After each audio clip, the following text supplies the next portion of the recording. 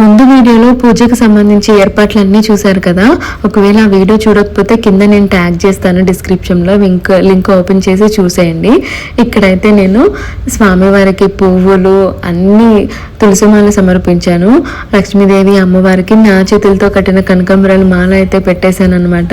Finally పూజ అయిపోయింది. పూజ అయిపోయినాక దేవుడి గదిలోకి వస్తే ఎంత బాగా అనిపించిందంటే ఆ ఫీలింగ్ మామూలుగా లేదు. నేను తమలపాకుల మీద అలా ఓము గోవిందనామం గోవింద్ అని మెన్షన్ చేశాను. పిండి దీపాలు ఎంత బాగా వచ్చాయి. నేను ఎప్పుడు చేయలేదు ఎంత మంచి పర్ఫెక్ట్గా. ఈసారి నేను అంత బాగా చేయడము. ఆ స్వామివారు లక్ష్మీదేవి అమ్మవారు చూడండి ఎంత బాగున్నారో.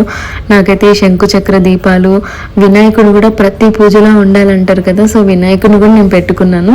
చాలా చాలా బాగా అనిపించింది. నిజంగా స్వామివారు ఇంట్లో కొలువయ్యారు అనిపించింది నాకైతే.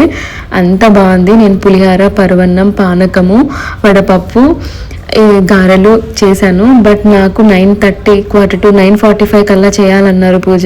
సో అందుకనేసి చక్కచక్క నేను పరవన్నం, వడపప్పు, బెల్లము, పానకం సమర్పించాను స్వామికి. అయితే 2 కళ్ళు సరిపోవట్లేదండి. ఎంత బాగా అనిపించిందో. చాలామంది కాంప్లిమెంట్స్ ఇచ్చారు, బాగా పూజ చేసామని చెప్పి.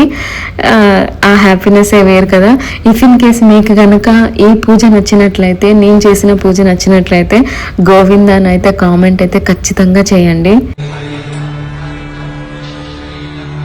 हरितं त्वरितं वृषशैलपते वलयाकृपया परिपाहि हरे